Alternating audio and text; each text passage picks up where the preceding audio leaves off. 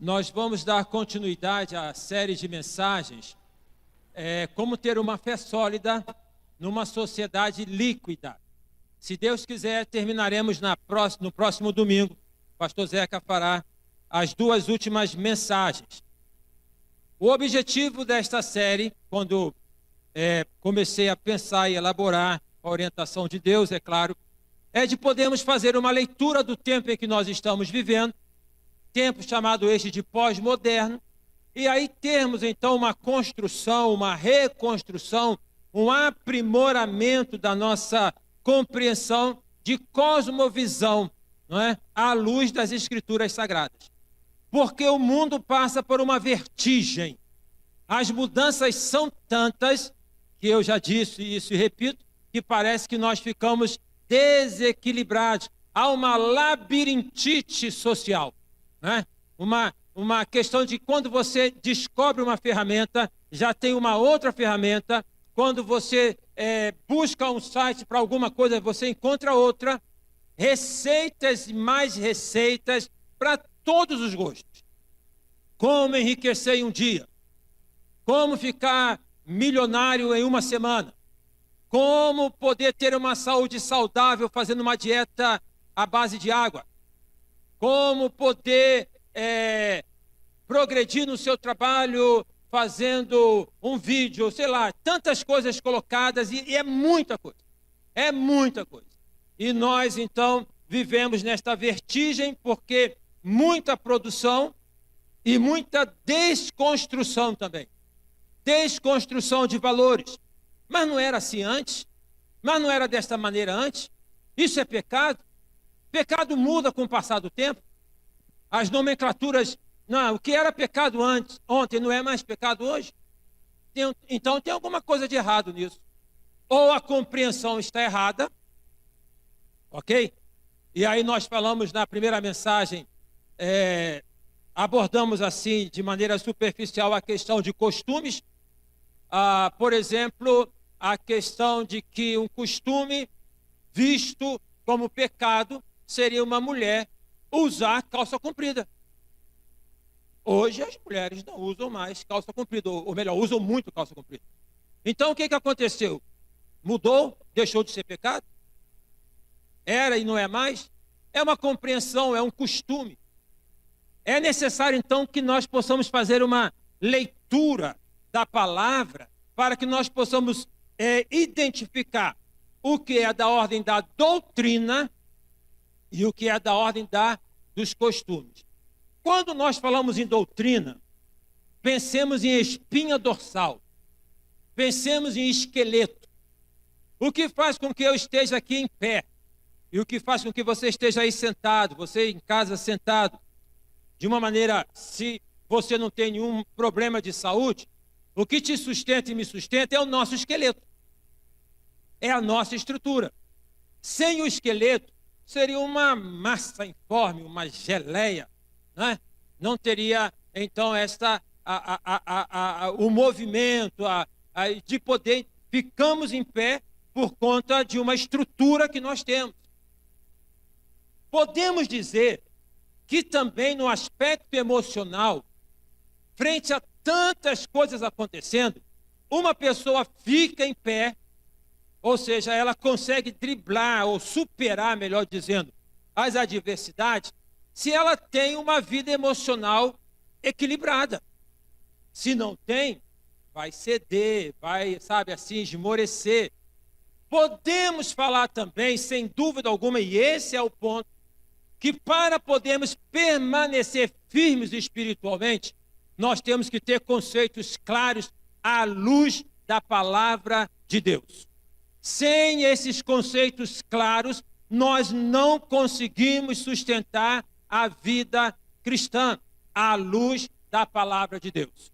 Fora dos relativismos colocados pelo homem, fora do farisaísmo, que é uma extremidade do homem, pelo homem se controlando. Então eu cumpro isso, eu faço aquilo, o que é uma mentira que não consegue fazer, mas pensa que faz e acha que é perfeito. Ou então cai lá do outro lado, que é a permissividade. Não, mas não é assim não. Isso não é bem dessa maneira. não é bem desse jeito. Então nós precisamos ter conceitos claros.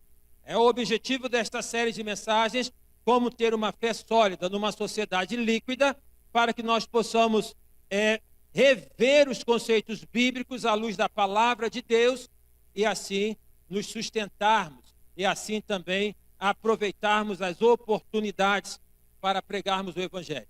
Nesta mensagem, nós vamos trabalhar um conceito muito importante, que é o conceito de pecado. E aí o tema é abolição ou absolvição do pecado. A saída é abolição, pecado não existe, ou absolvição do pecado. Eu quero convidar os irmãos para lermos 2 textos da palavra de Deus. Primeiro, um versículo só, no texto de Gálatas, capítulo 5, versículo 1. Gálatas 5, versículo 1. Depois vamos lá para 1 Pedro, capítulo 2, versículo 11 ao versículo de número 16. Tá? Gálatas, capítulo 5, versículo 1, depois 1 Pedro 2, de 11 a 17. Gálatas, capítulo 5, versículo 1 diz assim, Paulo falando: para a liberdade foi que Cristo nos libertou.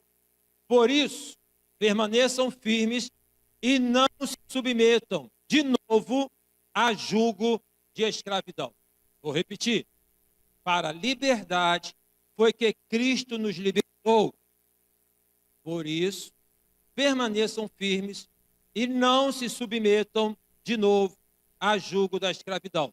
Antes de lermos o segundo texto, chamo a atenção dos irmãos para essa primeira expressão.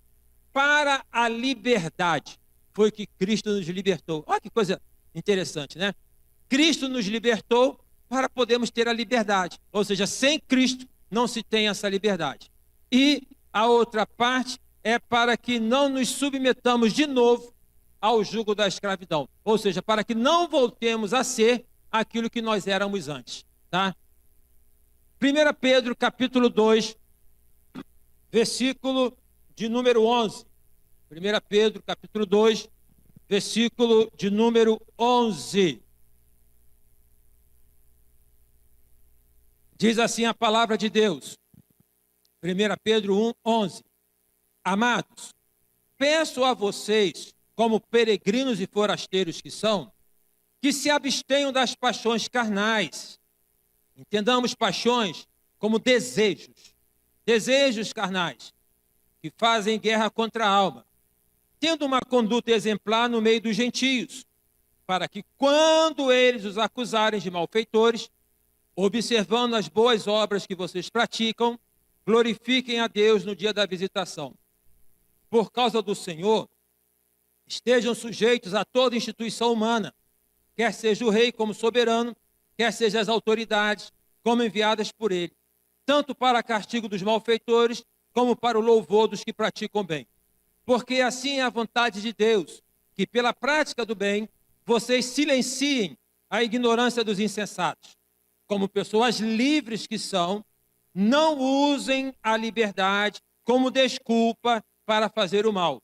Pelo contrário, vivam como servos de Deus. Tratem todos com honra, amem os irmãos na fé, temam a Deus e honrem o rei. Eu quero aqui destacar o versículo 16, versículo 11 e 16. Versículo 11 fala: amados, peço a vocês, como peregrinos e forasteiros, que não se forasteiros que se abstenham das paixões carnais que fazem guerra contra a alma. Versículo 12 também, tendo conduta exemplar no meio dos gentios, para que, quando eles os acusarem de malfeitores, observando as boas obras que vocês praticam, glorifiquem a Deus no dia da visitação. Olha só, você é observado. E não é porque nós vivemos numa sociedade que é controlada pelas câmeras. Tudo é monitorado, né?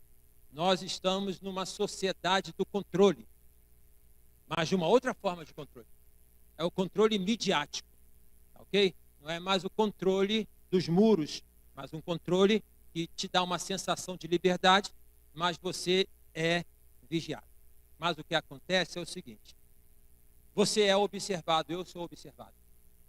Pessoas observam você, pessoas me observam. Pessoas nos observam. Então o que Pedro está colocando? Vigiem, para que naquilo que possam vir a falar mal de vocês, na verdade eles possam observar a conduta de vocês e venham a glorificar ao nome do Senhor. E aí ele coloca o seguinte: vocês que são pessoas livres, né, como pessoas livres que vocês são, não usem a liberdade como desculpa para fazer o mal. Pelo contrário, vivam como servos de Deus. Somos livres, mas não livres para podermos viver numa vida de pecado. A ideia é essa. E aí, para podermos viver como servos de Deus. Quem nós somos em Cristo? Nós temos duas condições em Cristo. Nós somos filhos de Deus, amém? Todo aquele que é nascido de Deus é filho de Deus, amém? Então é desta maneira, aquele que reconhece a Jesus como Senhor e Salvador é filho de Deus. Como tal, Deus nos trata de uma maneira carinhosa, amorosa, porque nós somos filhos. Você não trata bem seus filhos? Não trata? Muito mais Deus trata a mim e a você como filhos, ok? Ele cuida de cada um de nós. A ansiedade, que é um mal que nós vivemos, Jesus falou o seguinte: não estejam ansiosos quanto ao que vocês vão comer, o que vocês vão vestir, porque eu sei que vocês precisam. Eu sei que vocês precisam. Então, não fiquem preocupados com o dia de amanhã, porque basta cada dia o seu mal. Não é um convite à imprudência, não é um convite para receber o salário e gastar tudo, não é nada disso. Mas é uma questão de poder entender: eu cuido de vocês, vocês são meus filhos. Amém, irmãos? Tranquiliza o seu coração, te ajuda a saber que você é cuidado, amado, afagado por Deus. Entende isso? Compreende isso? A outra condição que nós somos em Cristo: nós somos servos. Nós somos servos. Então, nós estamos aliançados com o Senhor Jesus como servos. A nossa vida, o sentido é viver para poder servir ao Senhor. Dois direitos que um servo tem. Dois direitos que um servo tem. Primeiro direito do servo: não ter direito nenhum. O servo não tem direito nenhum. Segundo direito do servo: não reclamar do direito que ele tem.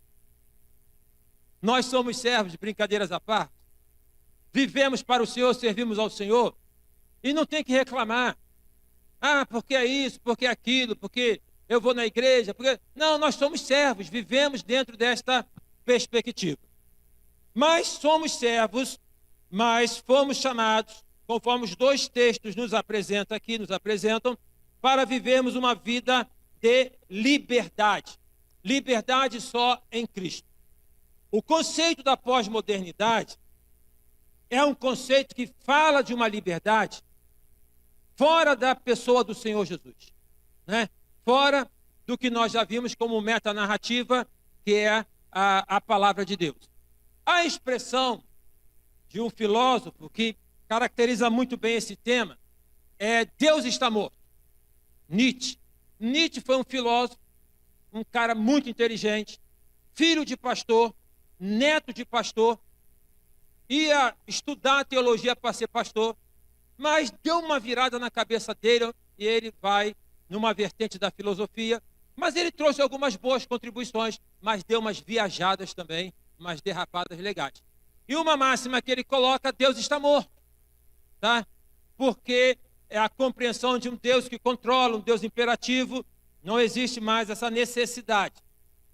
Um outro filósofo, chamado Dostoiévski, ele disse o seguinte: se Deus está morto, tudo é permitido.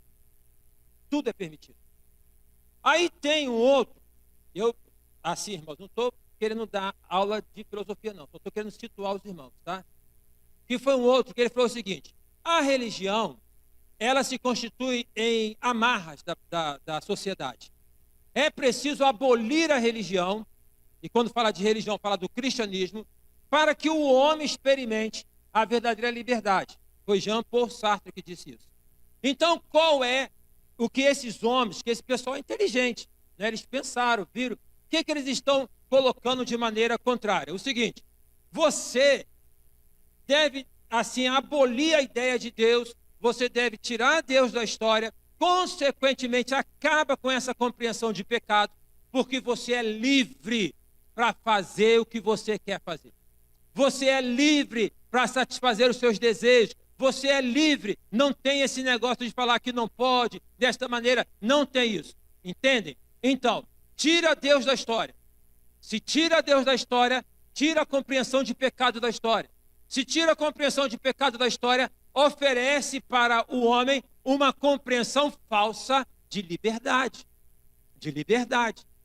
E aí este homem que busca esta perspectiva, ele se torna escravo dos seus desejos, escravo das suas paixões.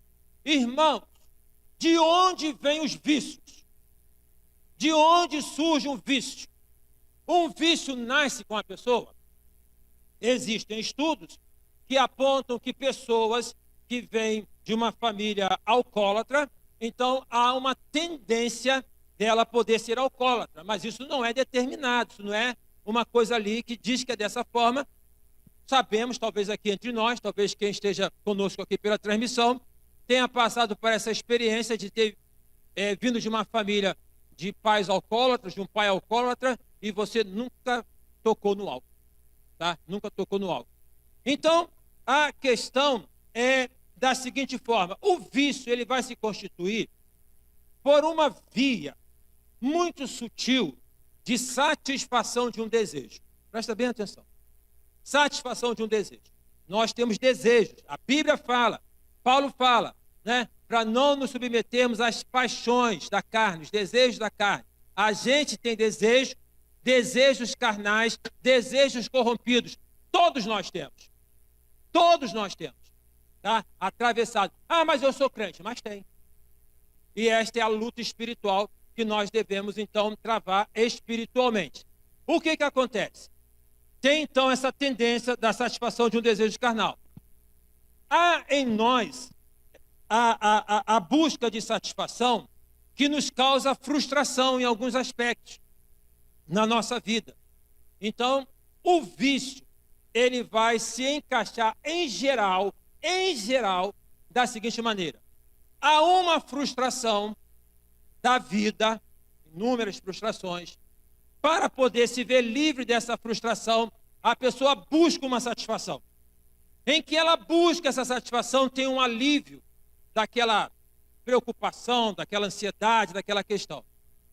Isso cria na mente da pessoa o que é muito comum hoje falar, que é gatilho mental. O que acontece? Bom, então, se frente a uma ansiedade, por conta de uma dificuldade de trabalho, qualquer dificuldade, a pessoa tomou um copo de cerveja, de bebida, quando pintar a ansiedade de novo, o que ela vai fazer?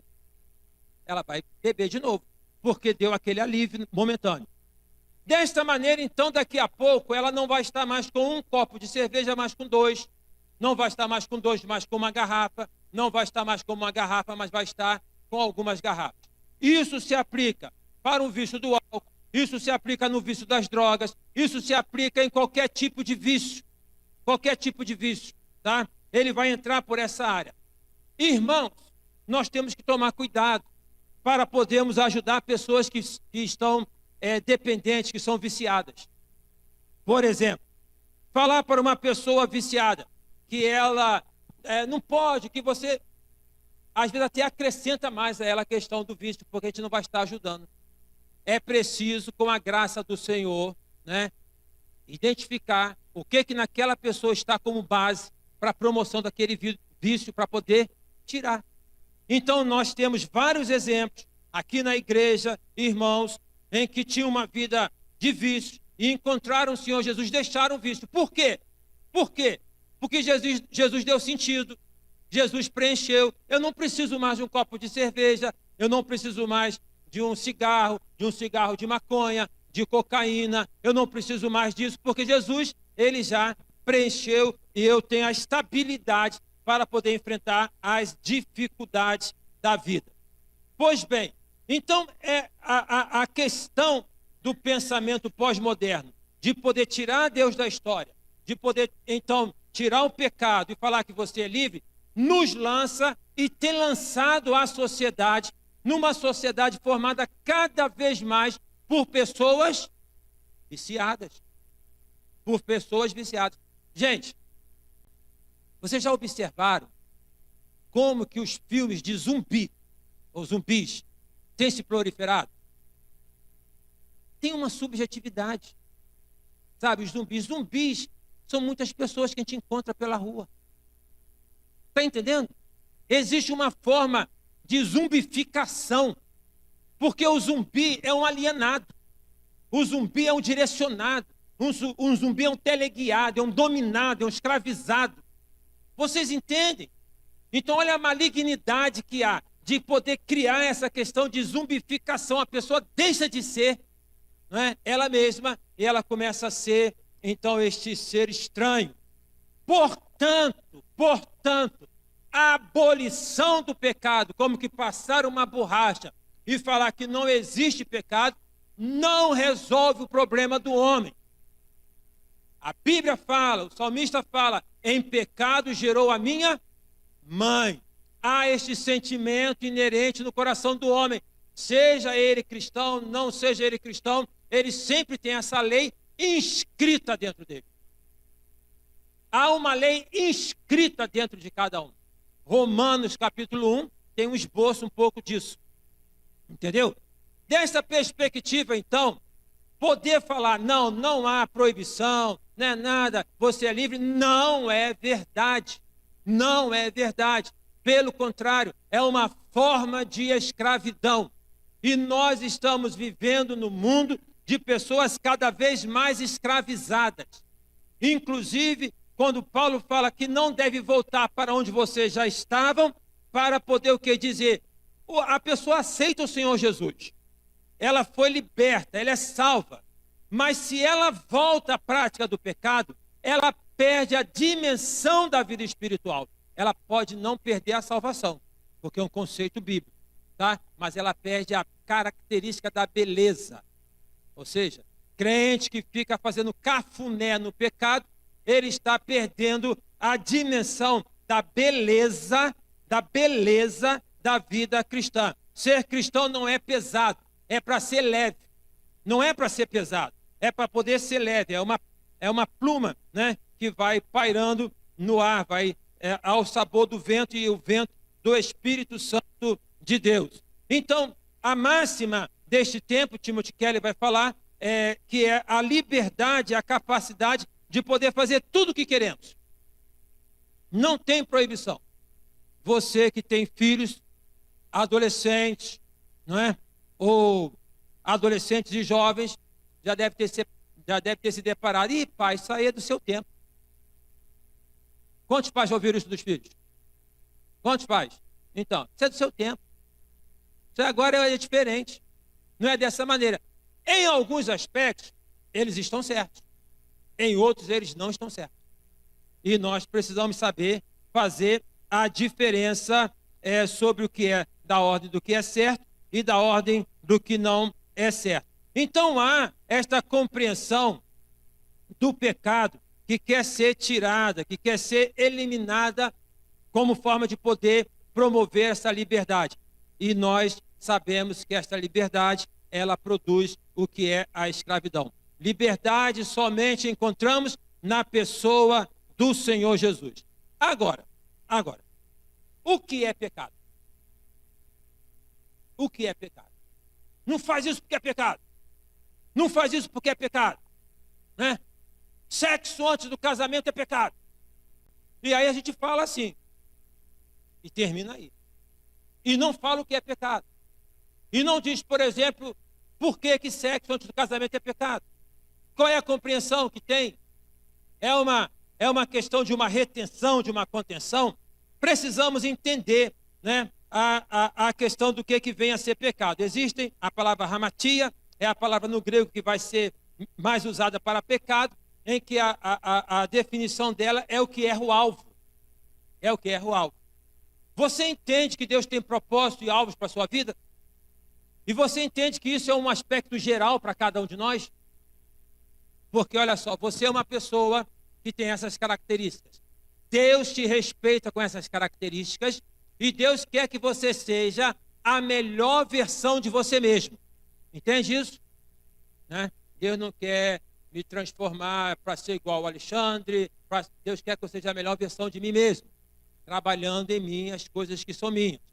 Mas, por outro lado, e aí Deus tem algo na minha vida, dons espirituais. Então me chamou para poder ser pastor, me deu o dom de pastoreio, pode te dar o dom de evangelista, pode te dar... Enfim, Deus vai tratando cada um de uma maneira pessoal. Mas precisamos compreender também que no sentido geral tem um propósito. Nós, enquanto igreja, cumprimos um propósito de poder fazer referência ao Senhor Jesus, de manifestar a glória dele no mundo. Então não é naquela questão de viver isolado. Tudo aquilo que nós fazemos que desvia do alvo que Deus tem para a gente é pecado. Você, pai, com filhos menores, quando for falar, por exemplo, sobre a sexualidade, e deve falar, e deve conversar, na medida da idade do seu filho, você vai passar o conceito de tal maneira que ele possa entender, sem ficar com aquela cabeça de que é pecado. Está entendendo? Porque isso pode até refletir na vida dele de casado depois. Mas é preciso então ter esta compreensão. O conceito de pecado, ele não deve ser abolido. E aí o reitor do seminário do Sul, lá nos Estados Unidos, ele dá a seguinte definição de pecado. Todas as questões revolvem finalmente em torno do ego. Assim, melhoria da autoestima é tudo que permanece como alvo da maioria das abordagens educacionais e teológicas, nas quais categorias como pecado são rejeitadas como opressivas e prejudiciais à autoestima. Certo e errado são descartados como lembretes antiquados de um passado opressivo. Em nome de nossa própria autenticidade, rejeitaremos todos os padrões morais inconvenientes e substituiremos a preocupação com certo e errado por afirmação de nossos direitos. Categorias como perdição e julgamento são descartadas e, em seu lugar, são construídas noções de aceitação sem arrependimento e integridade e sem redenção. É um conceito longo, né? Talvez você não tenha pego tudo, mas assim, a questão que ele coloca é o que está na subjetividade, é a autoestima. Cara, você é o melhor. Você tem a sua autoestima. E aí a pessoa vai nessa vertente.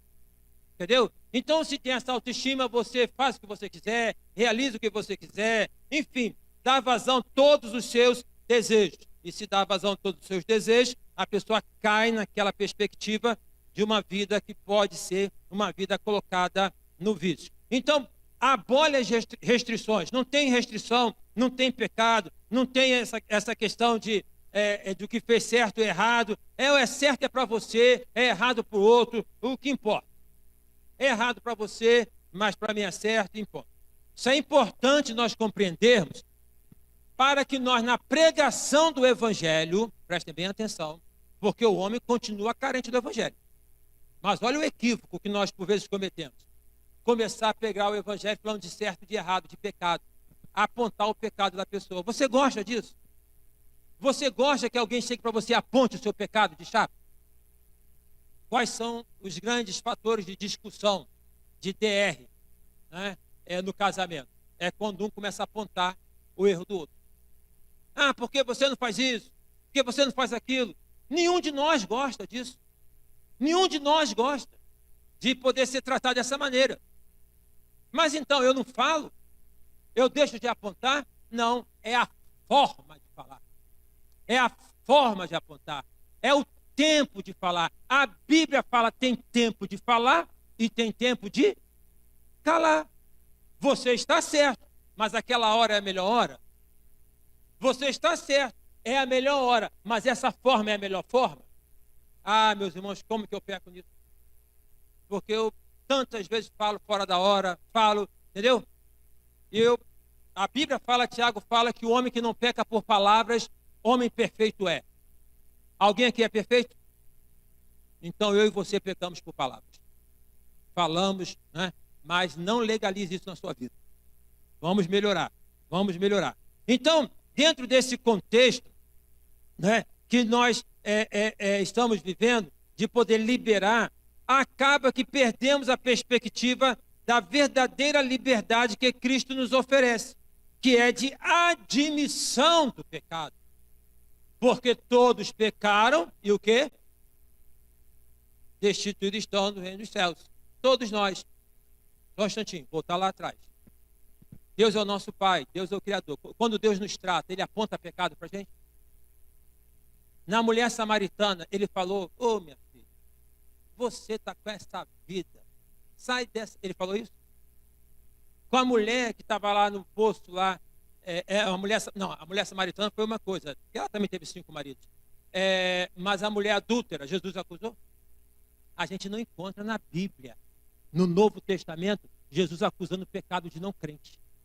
Assim, mas aponta na Bíblia falando, vocês como crentes, vocês que falam, mas não fazem, vocês. Aí Jesus joga pesado. A Bíblia joga pesado. Então Deus, Ele nos chama na graça. Ele toca na base, Ele sabe que tem um vício, Ele sabe que tem uma prática, e se ficar ali tocando não vai dar certo, Ele vai na insatisfação, Ele vai na base, Ele fala, eu dou sentido à tua vida, eu mudo a tua vida, eu tenho esperança para você. Para poder pregar na pós-modernidade, não adianta ficar apontando pecado. Tem que ir na base. E para poder ir na base, só através do Espírito Santo de Deus. Sem o Espírito Santo de Deus, não alcança o coração do homem. Não tem como poder criar aspectos artificiais para alcançar isso. É possível lotar esse espaço todo aqui, com aspectos artificiais. Se eu fizer algumas coisas aqui, eu consigo ter um montão de gente aqui. Entendeu? Mas isso é diferente de uma ação do Espírito Santo. Isso é fogo de palha que vai e acaba.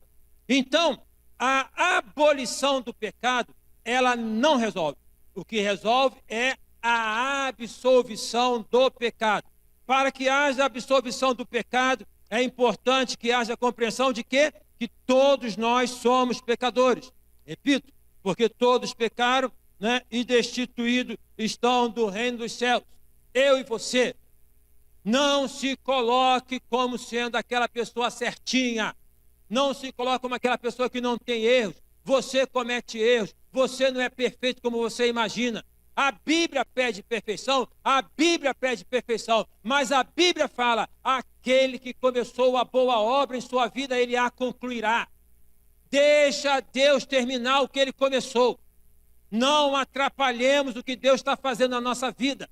Não vamos colocar o dedo lá para interromper. Nos submetamos a Deus, nos sujeitemos a Deus, e Ele trabalha e trabalhará por cada um de nós. Amém, irmãos? É preciso reconhecer que todos nós somos pecadores. Em pecado, repito o texto de Salmos, gerou a minha mãe. É preciso reconhecer o pecado como ofensa contra Deus? Sim, sim, porque Deus é santo. E por ser Deus santo, não tem relacionamento com pecado. Ele ama o pecador, mas ele não pode ter relacionamento com o pecador que vive no pecado. Ao pecador que vive no pecado, o que ele faz? Convoca ao arrependimento. Convoca ao arrependimento. 1 João, final do capítulo 1. Filhinhos, não pequeis. Mas se vocês pecarem, tende em Jesus um advogado. E ele é fiel e justo para vos perdoar e vos purificar de todos os pecados. Deus é santo. E o relacionamento com ele só pode ser estabelecido a partir de uma santidade de vida.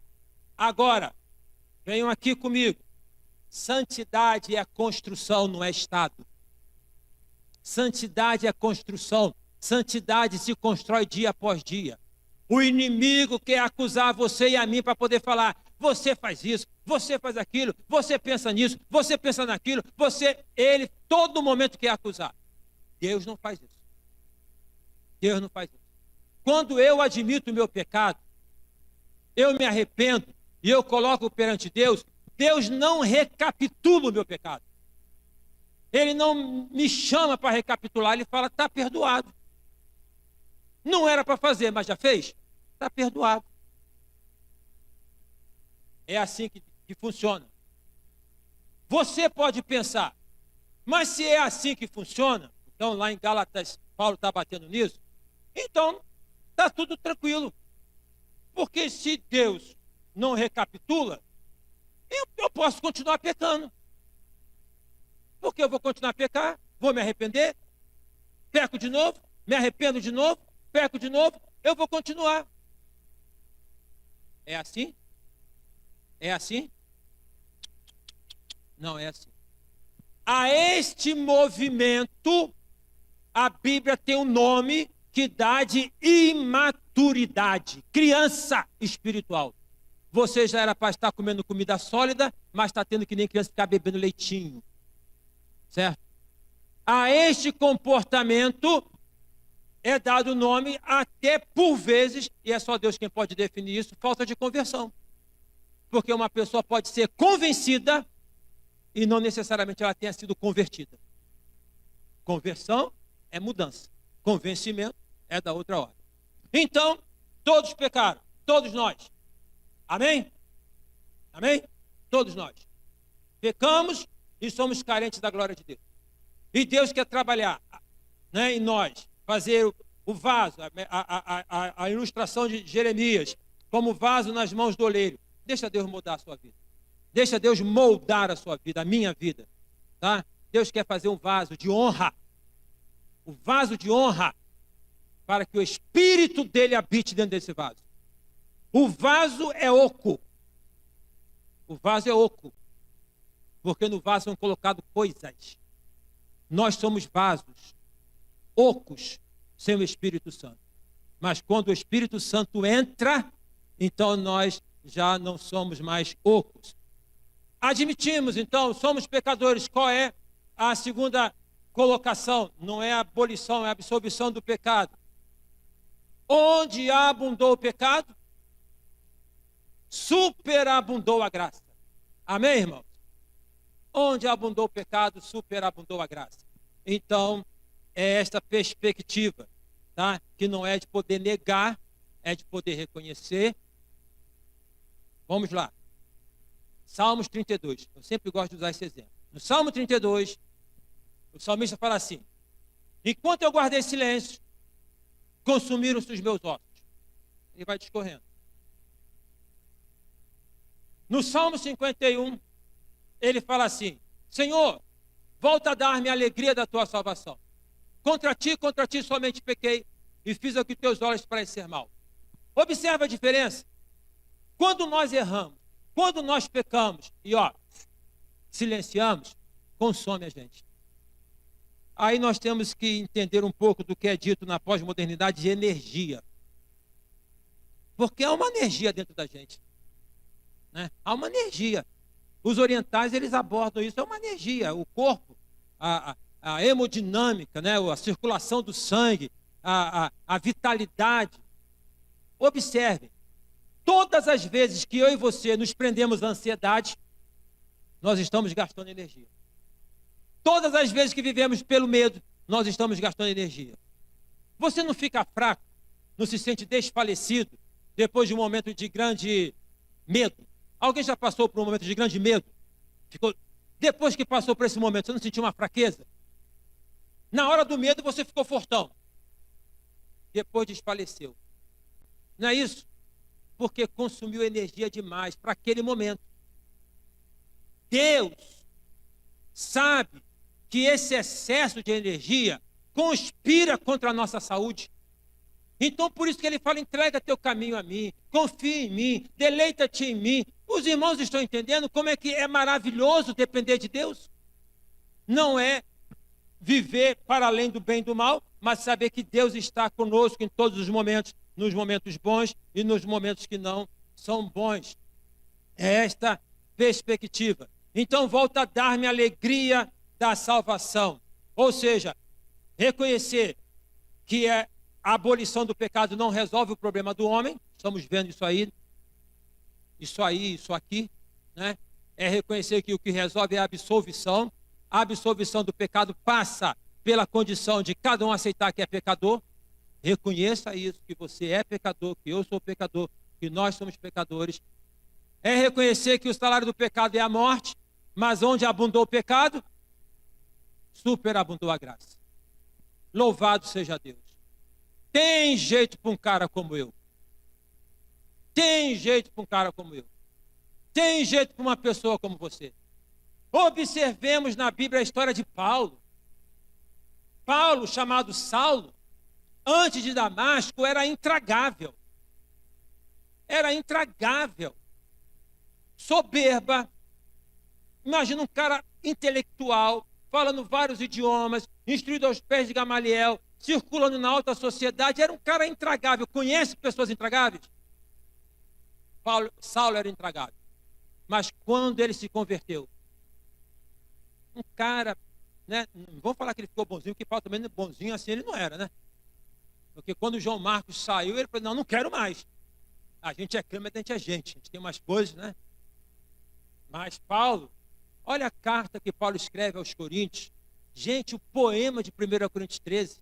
Ainda que eu falasse a língua dos homens e dos anjos, e não tivesse amor, seria como metal que soa, como símbolo que retine. Olha que coisa maravilhosa. Um homem modificado pelo Espírito Santo de Deus. Vamos deixar Deus fazer isso na nossa vida? Como? Reconhecendo que nós somos pecadores, colocando os nossos pecados diariamente, confessando perante Deus e reconhecendo que onde habitou o pecado, superabundou a graça. A graça veio e vem através de quem? Através de quem que vem a graça? De Deus, de Jesus Cristo. De Jesus Cristo. Estávamos fadados ao pecado e à separação eterna. Mas a graça veio em Jesus Cristo. Quando Jesus Cristo foi batizado por João Batista no Rio Jordão, após ser batizada, então, uma voz do céu, este é meu filho amado em quem me comprazo, e uma pomba que veio sobre o Senhor Jesus. Pomba, símbolo da graça. Quando lá no Velho Testamento, Noé, depois do dilúvio, ele solta o corvo vaza e não volta. Mas a pomba vai e traz um ramo de oliveira. Graça. Graça. Maravilhosa graça. Então, não é a abolição do pecado, é a absolvição do pecado pela graça. Graça de quem? Graça de Deus. Graça é sinônimo de misericórdia, sentimento de entranhas, sentimento do coração. Graça é a perspectiva maior, incompreensível do amor de Deus. A gente não consegue compreender como é que Deus nos ama. A gente só sabe que Ele nos ama. Mas ter a perspectiva de como um cara como eu, uma pessoa como você, mas Deus nos ama.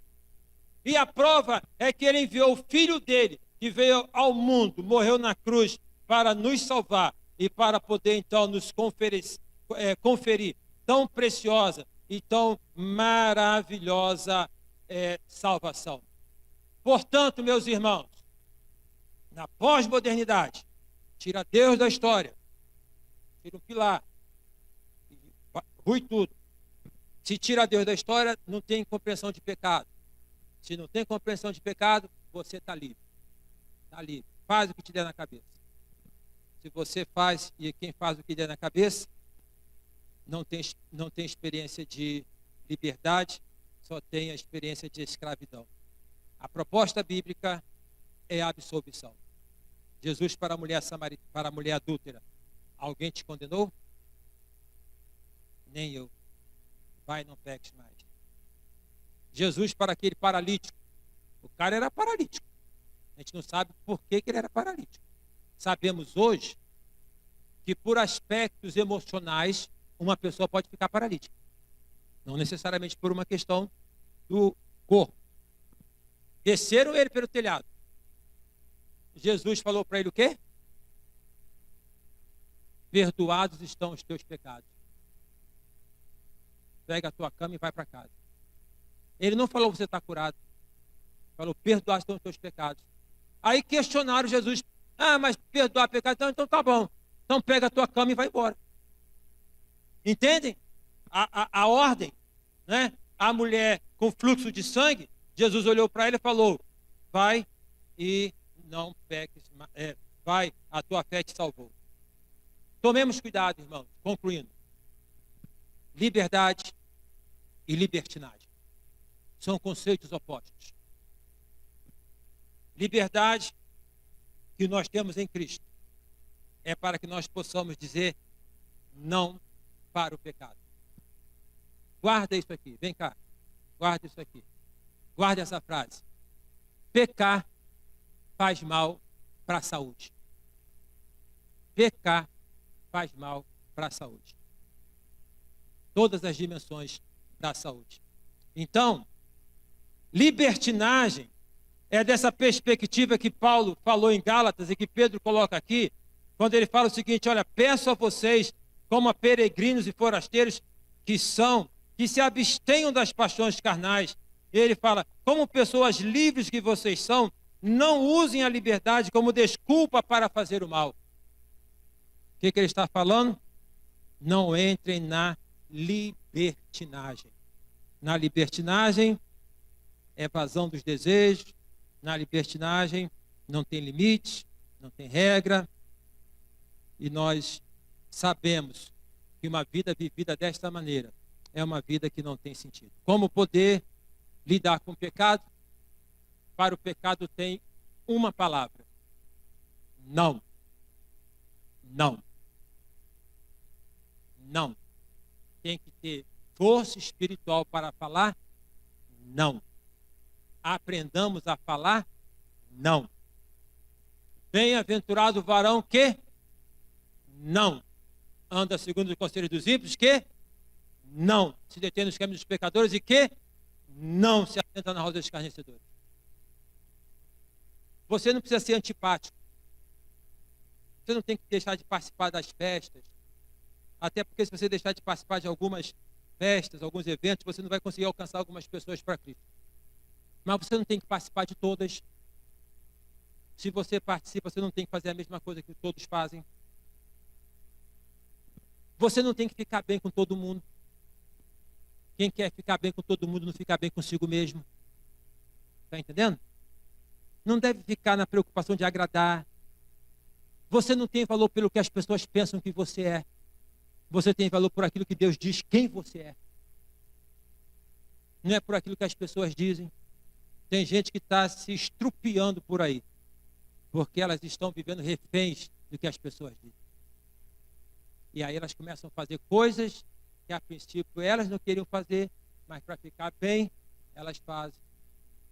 Então, se é para ficar bem, e façamos a vontade de Deus, que é sempre boa, perfeita e agradável. Liberdade não é sinônimo de libertinagem. Paulo falando para os Gálatas, vocês, por favor, não voltem, né?